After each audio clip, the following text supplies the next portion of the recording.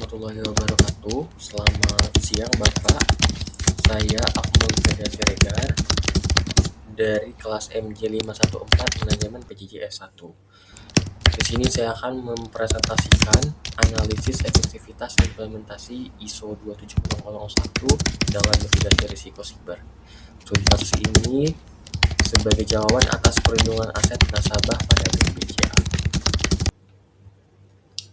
Latar belakang dari permasalahan ini adalah kita ketahui bersama bahwa perkembangan teknologi informasi telah mentransformasikan industri perbankan melalui digitalisasi layanan yang meningkatkan efisiensi, namun sekaligus meningkatkan ancaman kejahatan seperti phishing, malware, dan social engineering yang menjadi ancaman nyata bagi dunia perbankan.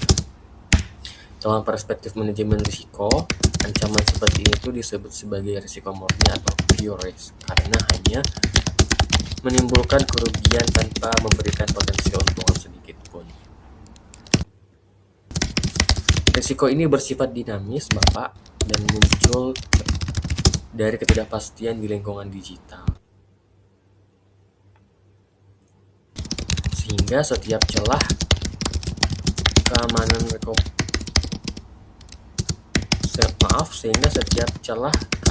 berpotensi mengganggu tujuan utama dari operasi perbankan yang dapat menurunkan kepercayaan publik atau dalam hal ini nasabah sebagai pemegang stabilitas operasional.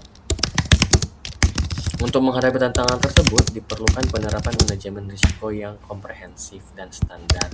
Maka digunakanlah ISO 27001 sebagai kerangka kerja Sistem Manajemen Keamanan Informasi atau ISMS yang mencakup aspek manusia, proses, dan teknologi. Bank dapat mengidentifikasi, mengelola, dan memitigasi risiko keamanan informasi secara sistematis. Oleh sebab itu, penelitian ini akan mengkaji dinamika serangan siber di sektor perbankan, dalam hal ini Bank BCA, yang relevan karena respon produktifnya terhadap ancaman seperti virus, APK melalui WhatsApp sebagaimana diumumkan oleh BCA Center pada tahun 2023 sebagai contoh nyata upaya proteksi terhadap pencurian data sensitif seperti email. Kita bahas dari identifikasi permasalahan. Di sini sudah saya tampilkan beberapa permasalahan dan berikut komponen analisis dan temuan empirisnya. Yang pertama adalah modus operandi utama, yaitu kayak banyak sekarang beredar di media sosial social engineering APK palsu, ada undangan, resiko, dan surat-surat yang mencuri kredensial apabila diklik. Saya sendiri juga pernah mendapatkan seperti undangan menikah dari orang yang tidak dikenal gitu ya. Bagaimana relasinya terhadap ISO 27001 itu merupakan tanda rendahnya security awareness pada sisi penggunaan sesuai dengan atau pada poin A.7.2.2. Jadi kalau di ARTA ini disebut sebagai risiko murni ya, karena menimbulkan kerugian tanpa potensi keuntungan. Volume ancamannya itu banyak Bapak, mencapai 400 juta anomali trafik yang didominasi oleh malware atau trojan dari BSA223. Ada juga metode penyadapan seperti teknik sniffing untuk mencuri PIN, password, dan OTP melalui akses SMS. Ini sumbernya dari OJK.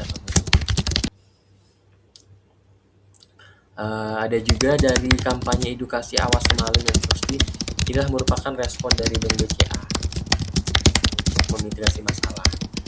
Dampaknya itu seperti kerugian finansial nasabah dan ancaman terhadap kepercayaan. Ini sangat relevan dengan ISO 27001. Ada banyak poin di sini dapat dibaca sendiri bahwa ini ISO merupakan jawaban atas segala permasalahan yang telah terjadi saat ini. Ini juga dikaitkan dengan teori analisis ARTA dan kawan-kawan tahun 2021 seperti ketidakpastian objektif, variabel tak terkontrol, pengendalian risiko, dan risiko terpolasi. Selengkapnya bisa dibaca pada tugas UAS pada pertemuan terakhir. Selanjutnya, saya akan memaparkan mengenai pendekatan penelitian. Di sini saya gunakan studi kasus, studi approach dengan fokus pada Bank Sentral Asia atau BCA sebagai objek analisis saya. Pendekatan ini saya pilih karena memungkinkan saya untuk melakukan analisis mendalam terhadap fenomena risiko siber dalam konteks nyata di Bank BCA, khususnya terkait perlindungan aset nasabah di sektor perbankan. Studi ini bersifat deskriptif analitis. Saya mengintegrasikan data sekunder dari berbagai laporan resmi seperti BSSN, OJK, pengumuman BCA Center, literatur manajemen risiko yang telah kita pelajari baik dari pertemuan pertama sampai pertemuan 15, dan juga data-data untuk analisis seperti ancaman cyber social engineering, malware attack, smishing, takeover, dan juga adalah ISO 27001 yang sangat relevan. Pendekatan ini menggunakan perspektif manajemen risiko murni, ya, pure seperti sebagaimana awal saya katakan, untuk mendukung teori arta data. Adapun kajian teorinya, saya bagi menjadi 5 teori. Yang pertama tuh ada teori manajemen risiko yang disampaikan oleh Arta. Dia mengatakan bahwa manajemen risiko adalah proses sistematik untuk mengidentifikasi, menganalisis, dan mengendalikan risiko guna memperkirakan dampak kerugian terhadap organisasi. Dalam Chiaoso 2017 juga menyatakan bahwa kejahatan siber dikategorikan sebagai pure risk. Teori keamanan informasi menyatakan bahwa keamanan informasi berlandaskan prinsip confidentiality, integrity, and availability atau CII yang bertujuan menjaga kerahasiaan, keutuhan, dan ketersediaan data. Ini disampaikan oleh Whitman dan Mehta 2018. Teori manajemen keamanan informasi adalah yang paling penting karena ini merupakan objek penelitiannya, yaitu ISO atau IEC 27001 merupakan standar internasional untuk manajemen keamanan informasi SMS yang menggunakan pendekatan berbasis risiko melalui siklus Plan, Do, Check, Act. Sumbernya ISO 2022. Ada juga teori social engineering faktor manusia yang tidak terlepas dari sini semua, bahwa kejahatan digital juga dipengaruhi oleh faktor manusia.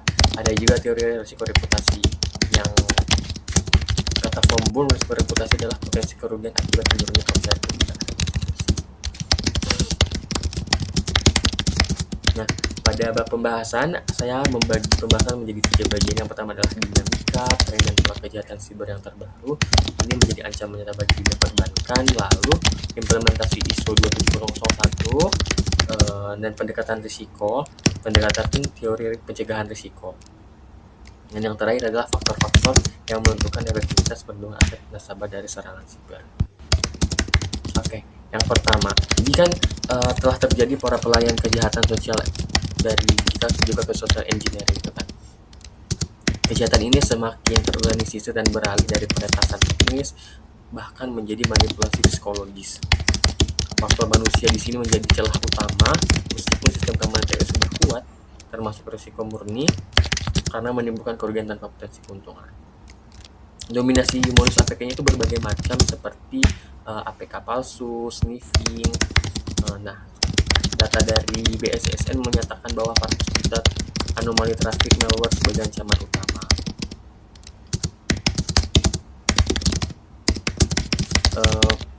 Dari situ kan sebenarnya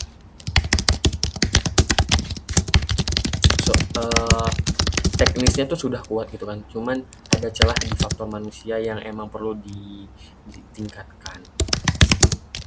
Contoh dari kejahatan siber ini seperti BAC, ransomware, layangan backup, contact over, atau slashing. Jadi kesimpulannya, bank tidak lagi hanya bisa mengidentifikasi risiko secara statis, melainkan harus melakukan pemantauan risiko secara real time untuk menjaga risiko reputasi, sehingga aset nasabah menjadi terkendali dan aman. Nah, disinilah dia peran ISO 27001. ISO 27001 itu menerapkan identifikasi dan pilihan risiko secara sistematif untuk memetakan aset, kerentanan, dan ancaman sejak awal.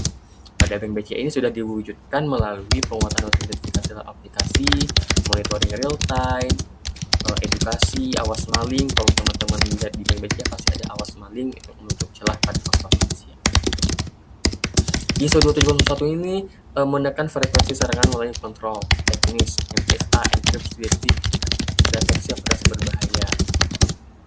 Jadi ISO ini sebenarnya lebih fokus ke teknis, gitu ya, kayak bagaimana cara meminimalkan risiko yang terjadi karena serangan siber. Nah, sementara perlu juga sebenarnya faktor manusia melalui edukasi, gitu. Nah, jadi apabila sebuah perusahaan dalam hal ini Bank BCA udah patuh terhadap ISO 27001 dan Undang-Undang PDP, ini merupakan bentuk due diligence yang melindungi bank dari risiko hukum dan reputasi. Tidak hanya keamanan informasi juga, tapi melindungi dari reputasi dan hukum, sehingga keamanannya telah terukur dan sesuai dengan standar internasional. Ini tentu meningkatkan rasa kenyamanan atau rasa percaya nasabah di dunia perbankan. Terakhir, pembahasan mengenai faktor-faktor yang menentukan efektivitas perlindungan aset nasabah dari serangan cyber.